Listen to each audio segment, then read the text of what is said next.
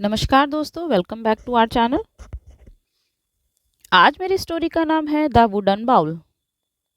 Wooden मतलब लकड़ी, bowl मतलब कटोरा।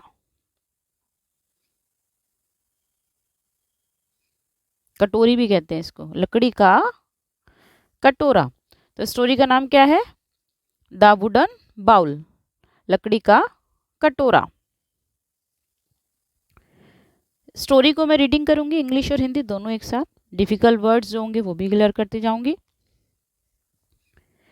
आज जो स्टोरी है वो हमारे पेरेंट्स से रिलेटेड है कि हमें अपने बड़ों के साथ कैसे बिहेव करना चाहिए, उनको कैसे प्यार से रखना चाहिए, उनकी कैसे सम्मान देना चाहिए, कैसे उनकी चिंता करनी चाहिए। तो बहुत ही इंटरेस्टिंग स्टोरी है। सब ध्यान से सुने, मेरे साथ रीड करें, डिफ़िकल्ट वर्ड को बोलें, उनको प्रोनाउंस करें। तो चलिए देखते हैं। The wooden bowl. Mister Patel decided to live with his son Sharat, daughter-in-law Anusha, and Dev, his 4 years old grandson. क्या स्टोरी है? Mister Patel decided to live with his son. Mister Patel हैं, क्या करते हैं? उन्होंने अपने बेटे शरत, डॉटर इन लॉ बहू Anusha, and Dev his 4 years old grandson. उनका ग्रैंडसन मतलब कौन होता है? पोता। उनका 4 साल का पोता, उन सब के साथ डिसाइडेड टू लिव विद, उनके साथ रहने का क्या किया? फैसला किया। मिस्टर पटेल ने अपने बेटे शरत, बहू अनुषा और अपने 4 साल के पोते देव के साथ रहने के लिए निर्णय लिया, रहने के लिए फैसला लिया। He had lost his wife, वो अपनी पत्नी क्या कर चुके थे? खो दिया था उन्होंने, अपनी वाइफ को खो चुके थे। He had lost his wife यानी कि उनकी जो वाइफ थी वो मर गई थी। And was now struggling a weekend eyesight. अब वो क्या फेस कर रहे थे? किससे जूझ रहे थे? स्ट्रगलिंग मतलब जूझना, किससे? कमज़ोर आंखों से, दृष्टि से, मतलब आईसाइट दृष्टि से। शेकी लैग्स, शेकी का मतलब कांपते, कांपते पैर। एंड ट्रेम्बलिंग हैंड्स, और ट्रेम्बलिंग का मतलब भी कांपना होता है। हैंड्स, अब वो क्या फेस कर रहे थे? किस चीज़ से जूझ रहे थे? कमज़ोर आंखों से, आई दृष्टि से, आई साइड मतलब दृष्टि। शेकी लैग्स, कांपते पैर और कांपते हाथों से जूझ रहे थे। The family at together every night at the dinner table. जो उनका परिवार था वो सब क्या करते थे? हर रात खाने की डिनर टेबल, खाने की टेबल पर, डाइनिंग टेबल जिसे हम कहते हैं, उस पर बैठकर हर रोज की तरह क्या कर रहे थे? खाना खा रहे थे एक साथ। द फैमिली एट टुगेदर, एक साथ खा रहे थे, एवरी नाइट, हर रात की तरह, at the dinner table. For mister Patel this was a big, for mister Patel के लिए दिस वॉज अ बिग, यह बहुत, for mister Patel this was a very big challenge, उनके लिए एक चैलेंज था ये बहुत बड़ा। क्या चैलेंज था? द फूड और वाटर, खाना और पानी, would often spell on the table. Spell मतलब क्या होता है? बिखर जाना या फैल जाना। क्या होता था? गिर जाना।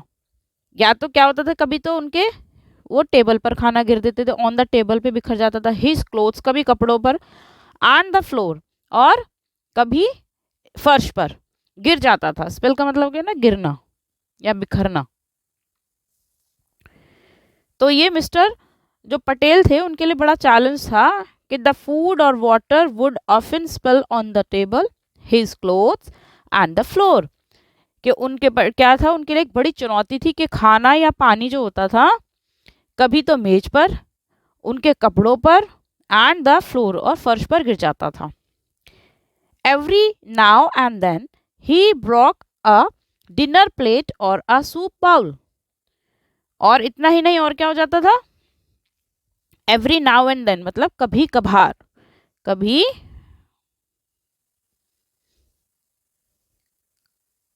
कभी कभार जो क्या करते थे? Then he broke a dinner plate, खाने की प्लेट या और और मतलब या अ सूप बाउल, और सूप का कटोरा भी क्या होते थे, तोड़ देते थे।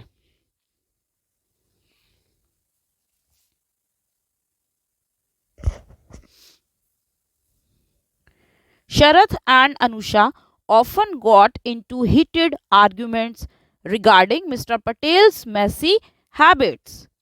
अब क्या होता था, शरद कौन था, उनका बेटा, और अनुष्का, अनुषा कौन थी, उनकी बहू थी। अब क्या होता था कि अनुषा के बीच और मिस्टर पट मतलब गॉट इनटू हीटेड आर्गुमेंट, मतलब एक जबरदस्त, एक तीखी, हीटेड मतलब तीखी, आर्गुमेंट्स का मतलब बहस। अब शरद और उसकी पत्नी अनुषा के बीच मिस्टर पटेल की मैशी हैबिट, इस तरह की जो उनकी हरकत थी, आदत थी, इतनी गंदी, मैशी मतलब क्या, मैशी गंदी, हैबिट मतलब आदत, और ऐसे लगाया तो प्लूरल है आदतें। तो क्या होता था, शरद और उसकी वाइफ के बीच मिस्टर पटेल की मैशी हैबिट्स के कारण बहुत ज़्यादा तीखी बहस होती थी, उन दोनों के बीच बहुत बहस हो जाती थी।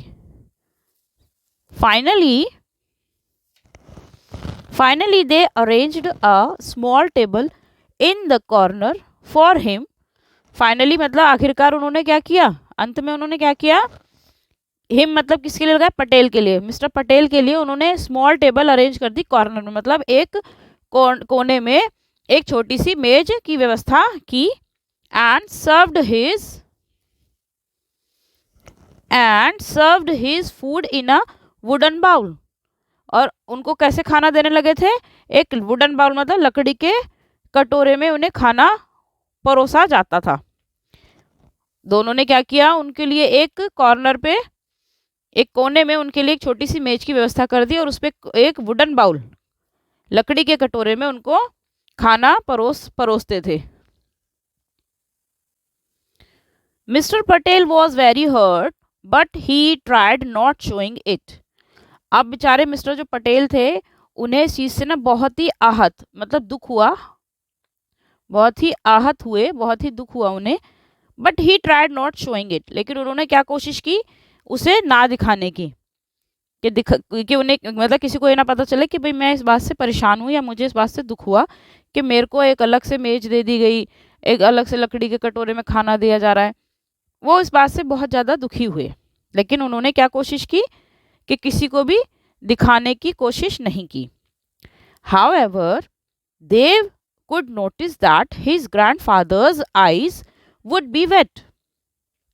However means हालांकि देव could notice that, कि देव ने देखा, that कि his grandfathers, कि उसके जो दादाजी थे, आईज, दादाजी की आईज में वुड वेट, उनकी जो आंखें हैं वो कैसी हैं, गीली हो गई हैं, गीली हो गई हैं। ऐसा देव ने, जो देव कौन था, उनका 4 साल का पोता था, उसने ये बात नोटिस कर ली कि उसके दादाजी रो रहे हैं। ही वॉच्ड दिस साइलेंटली, मतलब वो ये सब चीज़ें कैसे देख रहा था, बहुत ही शांत से देख रहा था।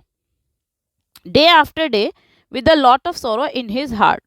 अब वे क्या हुआ, वह अपने दिल में ना, डे आफ्टर डे मतलब दिन ब दिन, दिन ब दिन, वह अपने दिल में बहुत दुख के साथ दिन ब दिन चुपचाप यह सब देखता रहा। कौन, जो देव था, वो अपने माँ बाप की हरकतें डे बाय डे नोटिस कर रहा था, और बहुत ही बेचारा दुखी था, दिल में बहुत दुख था उसको कि मेरे दादाजी के साथ क्या हो रहा है वो, लेकिन वो सब चीज़ें दिन ब दिन चुपचाप ये सब देखता रहा। सौरो मतलब दुख, लॉट्स ऑफ सौरो मतलब क्या, बहुत दुख।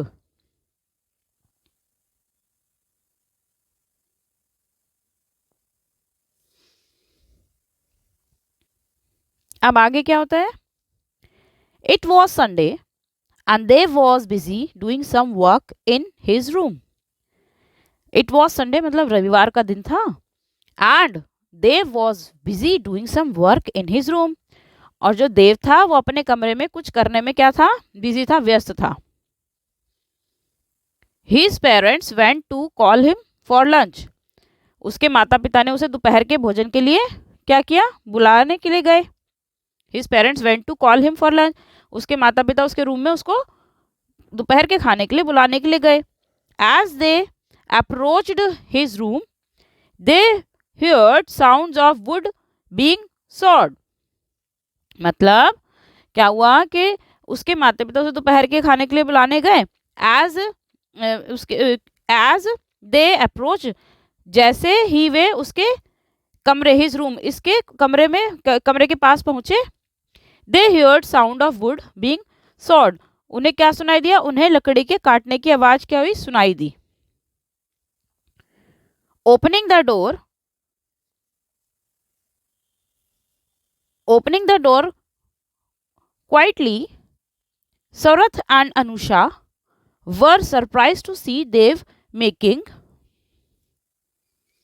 something with a fairly big piece of wood. What are you doing? Sharath asked curiously।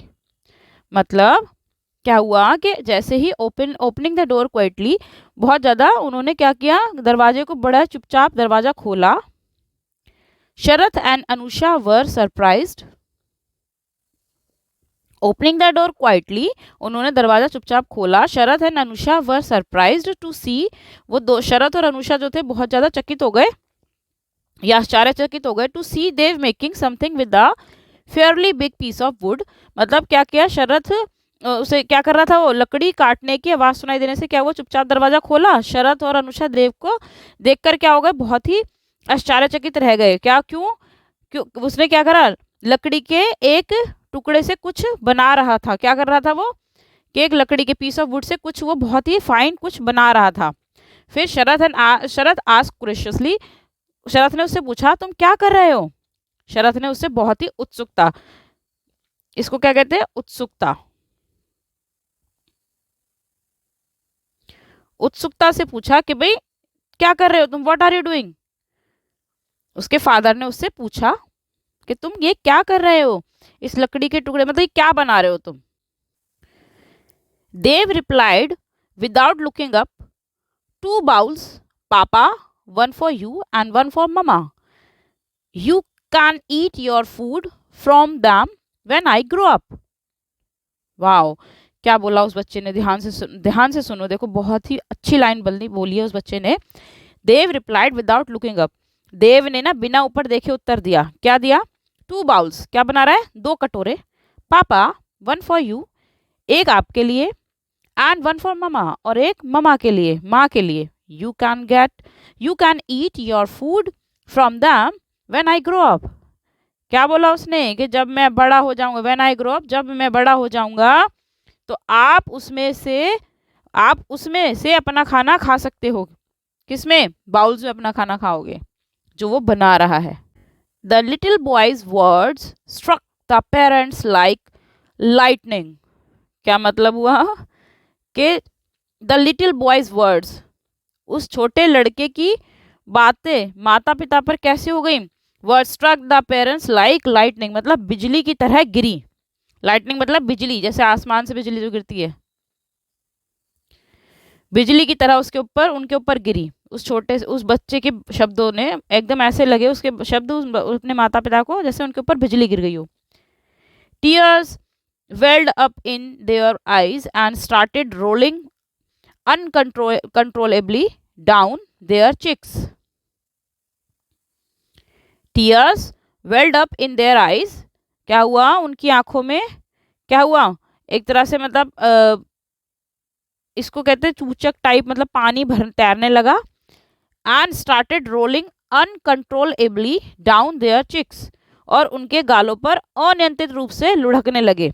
आंखों में से आंसू, ये क्या कह रहा है, आंसू की बूंदें जो थी एकदम से उनकी आंखों में भर आई और उनके चेहरे पर वो झमाझम एकदम से गिरने लगी।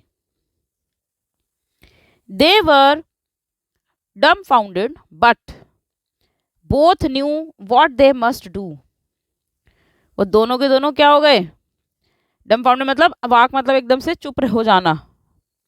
कैसा, अवाक मतलब कुछ उनके पास अब कहने सुनने के लिए कुछ था ही नहीं। But both knew what they must do, लेकिन दोनों जानते थे कि उन्हें क्या करना चाहिए। They led Dev to the dining table, उन्होंने क्या किया, वे देव को खाने की मेज पर ले गए। Then they turn to see that Mr Patel was already seated at his corner table. और क्या हुआ, वे अपने आंसू पोंछते हुए क्या गए, उनके पास गए। They turn to see that Mr Patel was already seated at his corner table, उन्होंने देखा कि भाई मिस्टर पटेल जो है वो जो कोने में उनकी जो टेबल रखी थी वो उसके ऊपर पहले से ही बैठे थे वहां पर। वाइपिंग देयर टीयर्स, अपने आंसुओं को पूछते हुए, they went up to him, वो उनके पास गए। एंड सैड, और बोले, वी आर एक्सट्रीमली सॉरी पापा, मतलब हमें आपसे क्या है, हम बहुत ज़्यादा इस बात से हम आपसे बहुत ज़्यादा माफ़ी मांगते हैं, हम इस चीज़ के लिए बहुत सॉरी हैं। Today Dev has taught us a very good lesson, कि आज क्या है, आज देव ने हमें बहुत अच्छा सबक सिखाया है। वेरी गुड लेसन मतलब सबक सिखाना, बहुत अच्छा